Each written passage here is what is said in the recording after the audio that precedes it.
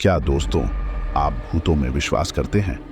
आज हम आपको ले चलते हैं उत्तराखंड के एक ऐसे भूतिया गांव में जिसका नाम सुनते ही लोगों के रोंगटे खड़े हो जाते हैं। स्वाला गांव। कहते हैं सालों पहले यहां पुलिस की गाड़ी दुर्घटनाग्रस्त हो गई थी जिसमें सभी जवान मारे गए थे, लेकिन उनकी आत्माओं को आज तक शांति नहीं मिली। रात में गांव में अजीब सी आवाजें आती हैं। खेतों में अनाज रातों रात रौंद दिया जाता है और जंगल से अजीब सी रोशनी दिखाई देती है। कुछ लोग तो यहां तक दावा करते हैं कि उन्हें मृतक जवानों के साए नजर आते हैं। डर का साया इस गांव पर छाया हुआ है, लेकिन क्या सचमुच स्वाला गांव भूतिया है या इसके पीछे कोई और राज छुपा है? आज हम तीनों दोस्त अमित, रिया और वीर इस रहस्य को सुलझाने निकल रहे हैं। हम स्वाला गांव जा रहे हैं कैमरा लेकर, ताकि आप भी इस खौफनाक सफर के गवाह बन सकें। अपनी सीट बेल्ट बांध लीजिए, क्योंकि ये कहानी रोंगटे खड़े कर देगी। हेलो दोस्तों, मैं आपका दोस्त नवीन और आप सुन रहे हैं हॉरर कहानी मेरी जुबानी दोस्तों। अब एक नया श्रृंखला रोजाना के लिए शुरू किया है। श्रृंखला ये है कि कहानी को सुनने के बाद आपको कहानी अच्छी लगे तो आप कमेंट करके ये बताना कि आप किस जगह से कहानी सुन रहे हो और आपका नाम क्या है। इसके बाद अगली वीडियो में मैं आपका नाम जरूर लूंगा। कमेंट करना ना भूले और यूट्यूब चैनल को भी सब्सक्राइब करें। यह छोटा सा सहयोग मेरे लिए बहुत महत्वपूर्ण है। चलिए शुरू करते हैं आज की हमारी कहानी।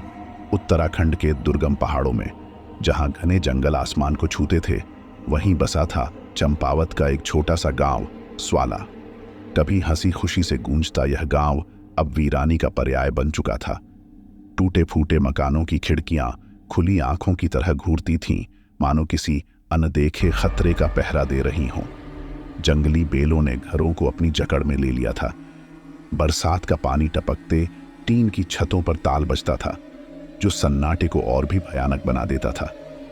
गांव के बुजुर्गों की कहानियों के मुताबिक स्वाला कभी खुशहाल गांव हुआ करता था। यहां के लोगों का मुख्य पेशा खेती और पशुपालन था। गांव में एकता और प्रेम कायम था, मगर यह सब 1940 की एक भयानक घटना के बाद बदल गया। अंग्रेजों के राज के जमाने में एक दिन गांव के पास से गुजर रही पुलिस की गाड़ी पहाड़ से लुढ़ककर खाई में जा गिरी। उस हादसे में गाड़ी में सवार सभी जवान मारे गए। गांव वालों ने मृतकों का अंतिम संस्कार किया, मगर कुछ ही दिनों बाद अजीब घटनाएं घटने लगीं। रात में अजीब सी आवाजें आने लगीं। खेतों में अनाज रातों रात रौंद दिया जाता। जंगल से अजीब सी रोशनी दिखाई देती।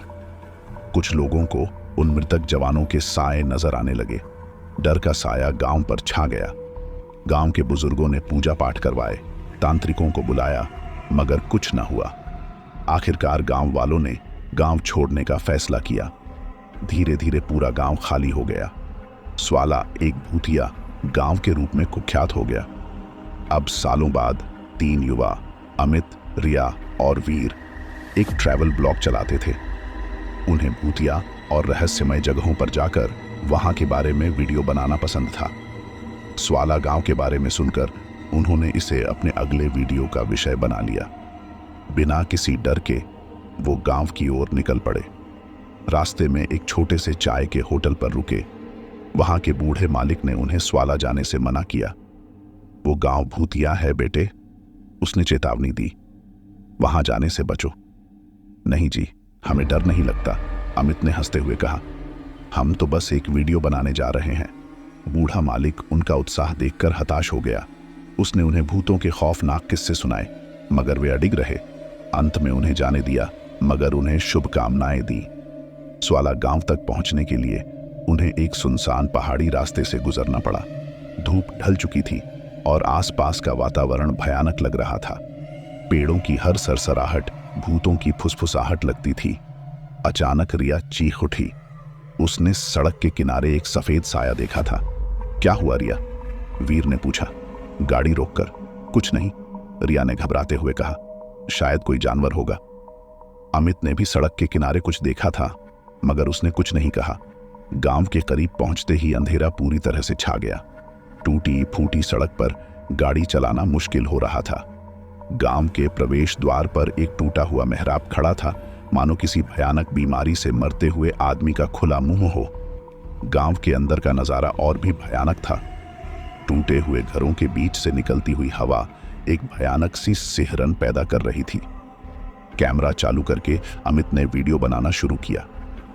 देखो दोस्तों, उसने कैमरे को इधर उधर घुमाते हुए कहा, यह है स्वाला गांव, जिसे उत्तराखंड का सबसे भूतिया गांव माना जाता है। देखिए ये टूटे फूटे मकान, ये सन्नाटा। अचानक उन्हें एक अजीब सी आवाज सुनाई दी। दूर से आती हुई धीमी ताल वाली धुन थी, जैसे कोई टूटा हुआ ढोल बजा रहा हो। क्या सुना तुम लोगों ने? रिया ने कांपते हुए पूछा। हाँ, वीर ने कहा, कोई शायद किसी मंदिर में पूजा कर रहा होगा। अमित को यह जवाब ठीक नहीं लगा। स्वाला गांव में तो कोई रहता ही नहीं था, फिर पूजा कौन कर रहा था? वो धुन धीरे धीरे तेज होती जा रही थी और अब उसके साथ साथ अजीब सी गुनगुनाहट भी सुनाई दे रही थी। उन्होंने कैमरे को आवाज की तरफ घुमाया। कुछ दूरी पर एक ऊंचे टीले पर कई सारे सफेद आकार नाचते हुए दिखाई दिए। उनकी आकृतियां इंसानों जैसी थीं, मगर उनका सारा शरीर सफेद धुएं जैसा दिख रहा था। वो जंगली ताल पर बेतहाशा नाच रहे थे। अमित, रिया और वीर दंग रह गए। वो कैमरे को झूम करके देखने लगे। उन आकृतियों के चेहरे नहीं थे, उनकी जगह सिर्फ दो लाल बिंदियां जल रही थीं, मानो दो खतरनाक शिकारी जानवर अंधेरे में घात लगाए बैठे हों। डर के मारे अमित का कैमरा हाथ से छूटकर जमीन पर गिर पड़ा। बैटरी बाहर निकल गई और कैमरे की रिकॉर्डिंग बंद हो गई। चलो यहां से भागते हैं, रिया चीखी। वीर गाड़ी स्टार्ट करने लगा, मगर गाड़ी स्टार्ट नहीं हो रही थी। वो बार बार चाबी घुमा रहा था, मगर इंजन में कोई आवाज नहीं आ रही थी। उनके पीछे नाचने वाली आकृतियां अब और करीब आ गई थी। वो धीमी ताल वाली धुन अब एक भयानक चीख में बदल गई थी। अमित, रिया और वीर सहम गए। उनकी चीख निकल भी नहीं रही थी। अचानक एक सफेद आकृति उनकी गाड़ी के पास आकर खड़ी हो गई। वो बाकी आकृतियों से लंबी थी और उसके सिर पर एक टूटा हुआ पुलिस का हेलमेट था। उसकी लाल आंखें उन तीनों को घूर रही थीं। तुम कौन हो? अमित ने कांपते हुए आवाज में पूछा। हम वो हैं जिन्हें तुमने मिट्टी दी, उस भयानक आवाज ने जवाब दिया। हम वो हैं जिन्हें तुम भूल गए। आवाज के साथ ही गाड़ी का दरवाजा अचानक से खुल गया।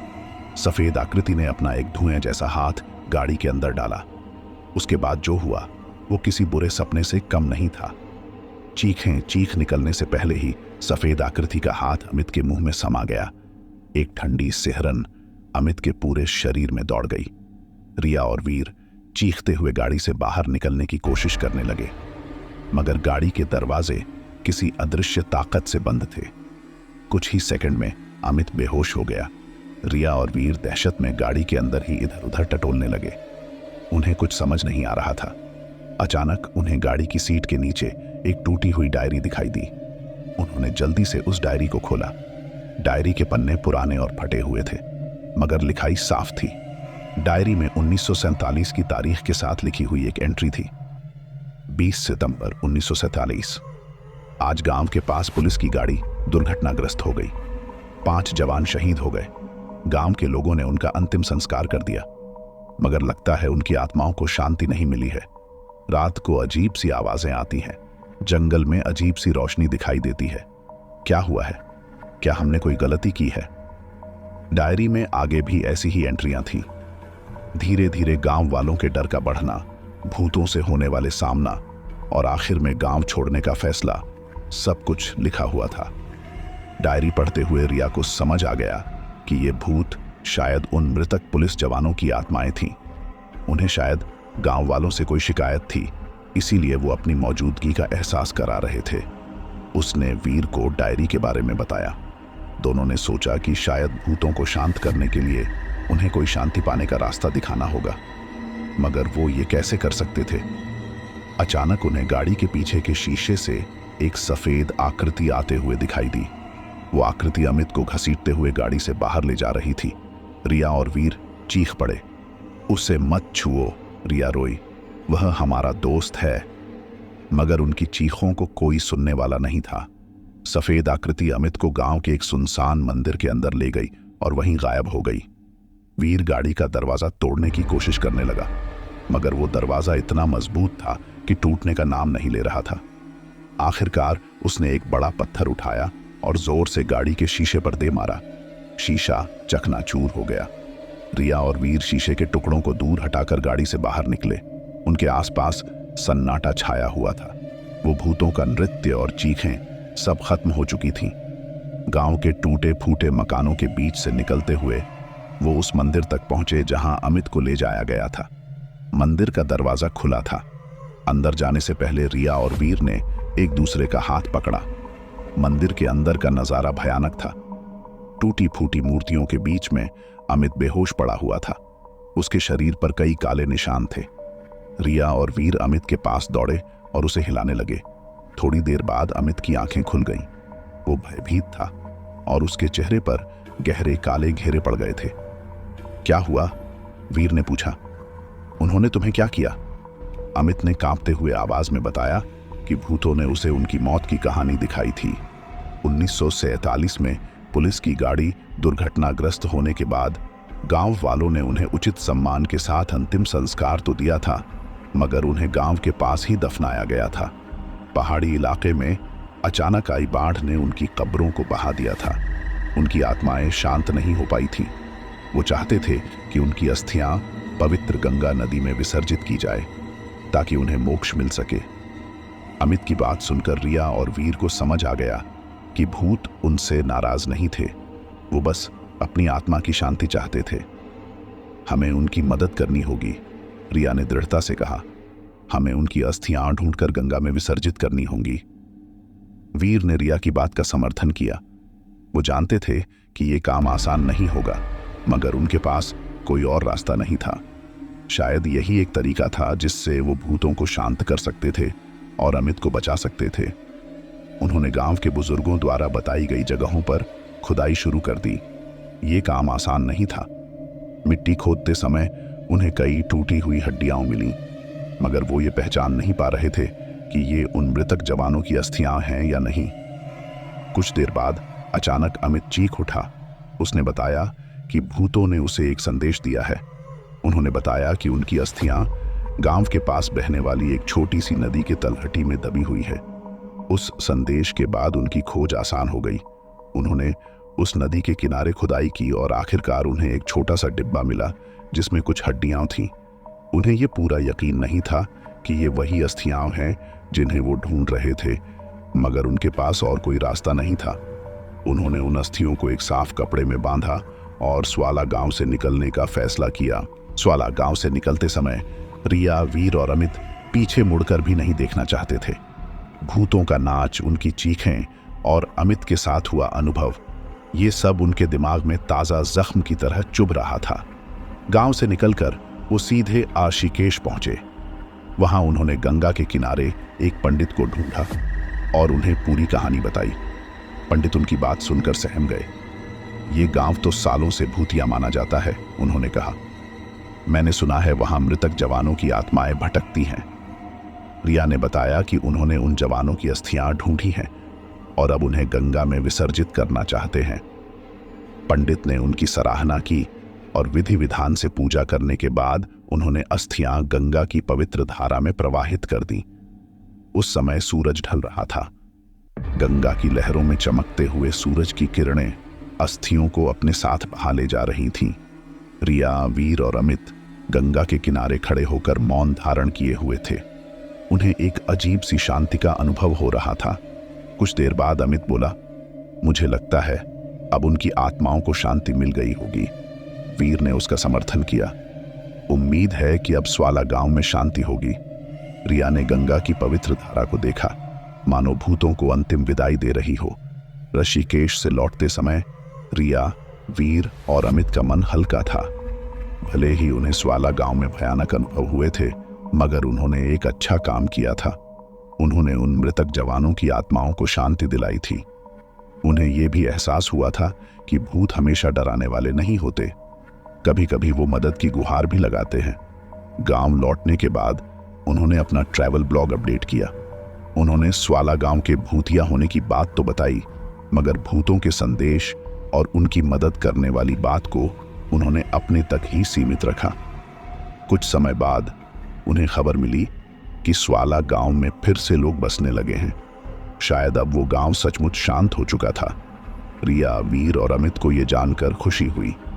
स्वाला गांव का ये रहस्य उनके दिलों में हमेशा के लिए बस गया।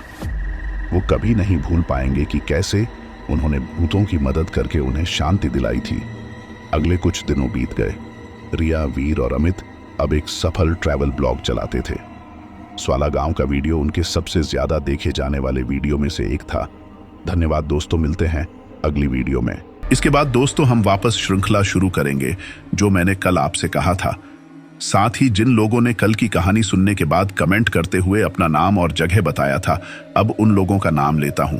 पहला नाम है यूएसए से प्राजवोल अबीना। अगला नाम है जोवाई मेघालय से लोल्लाह और हान कपूर। अगला नाम है दिल्ली से मिस्टर मालिन। अगला नाम है करबी अंगलोंग डिफू से वैसोंग हंजांग। अगला नाम है चेन्नई से डाया से शाद्री। अगला नाम है भरतपुर राजस्थान से पीके शर्मा। अगला नाम है भोपाल से गोलू दांगी। अगला नाम है कानपुर उत्तर प्रदेश से शुभम अवस्थी। अगला नाम है गुजरात से सीमा। अगला नाम है इजराइल से सोनिया। अगला नाम है मुंबई से वर्षा कदम। अगला नाम है दिल्ली मोतीबाग से खुशी। अगला नाम है रावलपिंडी पाकिस्तान से शमीम अख्तर। अगला नाम है दिल्ली से सुभाष कुमार।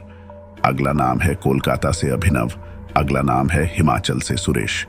धन्यवाद दोस्तों, मिलते हैं अगली वीडियो में।